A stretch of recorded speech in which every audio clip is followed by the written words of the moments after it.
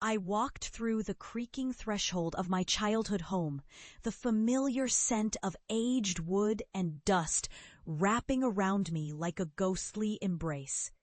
Time had left its fingerprints on these walls. The once vibrant colors of the living room faded into a dull, unsettling hue, much like the memories I had left behind. It had taken years of isolation and ridicule to return here, not as the shameful outcast they once knew, but as a warning, a specter of the truths they had mocked. "Look who it is, our little ghost hunter!" My brother's voice dripped with sarcasm as he stood in the corner, arms crossed, his smirk a haunting reminder of the countless times I had been dismissed.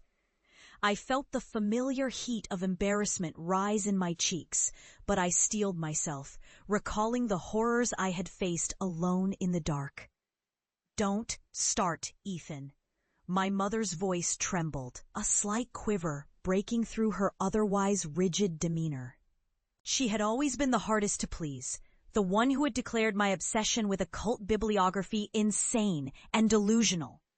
I swallowed hard, fighting against the memories of her derision, her refusal to see the truths I had unearthed.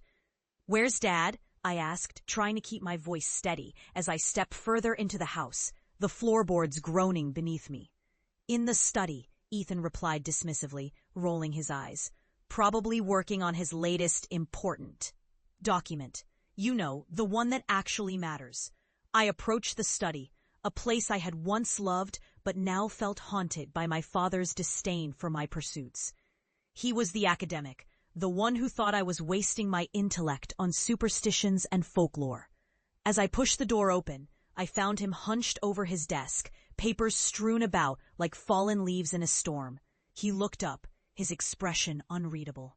"Ah, the prodigal daughter returns," he said, his tone laced with annoyance rather than affection. "I suppose you expect us to applaud your discoveries?" I took a breath, the air thick with the weight of unspoken truths. "I've come to show you what I found." He scoffed, a sound that resonated deep within me, echoing the laughter of my family ringing in my ears. "What you found? You mean the nonsense you've chased after? I thought you'd left that behind." I felt a shiver run down my spine, a whisper of something sinister skittering just beyond the edges of my consciousness. "It's not nonsense, Dad. It's real. And it's dangerous." "Dangerous? Or just another excuse for your failures?" He returned to his papers, dismissing me with a wave of his hand. I stood there, the silence stretching taut like a wire about to snap. Then, with a resolve I didn't entirely feel, I drew a small, tattered book from my bag, a volume I had risked everything to acquire. Its cover was dark and cracked, the title almost illegible under the weight of dust and time. "This is a ledger of horrors, Dad. Each entry leads to something I have seen." He glanced at it, his brow furrowing. "You think that's going to change my mind?" "Open it," I insisted, my voice rising. "You have to see this." With a reluctant sigh, he took the book and flipped it open. The moment his eyes skimmed the pages, the air shifted. A heavy silence fell over the room.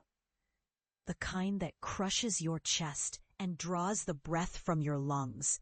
I watched as his face paled, the color draining from his cheeks. "Where did you get this?" His voice dropped to a whisper, his bravado slipping away like sand through fingers. "I told you, I've exposed the hidden truths others are too afraid to confront. This book, it's a catalog of cursed places, places that warp reality itself. The anomalies are real, and they have consequences." "Consequences?"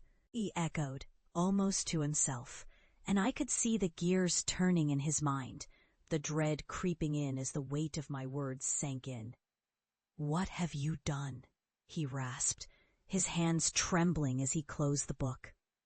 Just then, a muffled thump reverberated through the house, followed by an eerie whisper that slithered through the cracks in the walls. My heart raced as I turned to my family, their eyes wide with confusion, disbelief morphing into fear.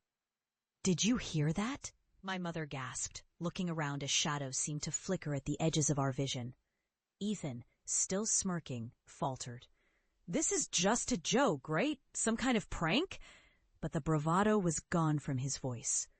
I knew then that they were The shadows thickened, swirling in the corners of the room, growing darker, more pronounced.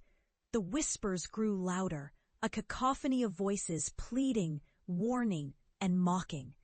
Each syllable felt like a knife against my skin, and I stepped back, realizing the truth of my own words. The boundaries I had brushed against had begun to bleed into this world. My father's face twisted in horror as he grasped the implications. "What have we done?" he whispered, his voice cracking. "Disbelief has consequences," I said softly, the weight of my journey pressing heavily on my shoulders. "And now you can see just how real it is." As the shadows coalesced into a dark form, a figure emerged, its presence suffocating. It loomed over us, a harbinger of the darkness I had survived, the darkness they had scoffed at for so long. In that moment, I felt a sense of vindication, a chilling satisfaction that I had long sought. They would witness firsthand the reality they had dismissed, the horrors that lay just beyond the veil of their arrogance. As the figure reached out, dark tendrils wrapped around my family, their screams echoing through the house, twisting into a haunting symphony of regret. For the first time, they understood the weight of their disbelief, and I felt a bittersweet release wash over me. I had survived the darkness, and now it would claim them. A poetic justice served in the most horrific way. I turned and walked away, leaving them to face the consequences of their ignorance, knowing that I had finally embraced my truth, and it would haunt them forever.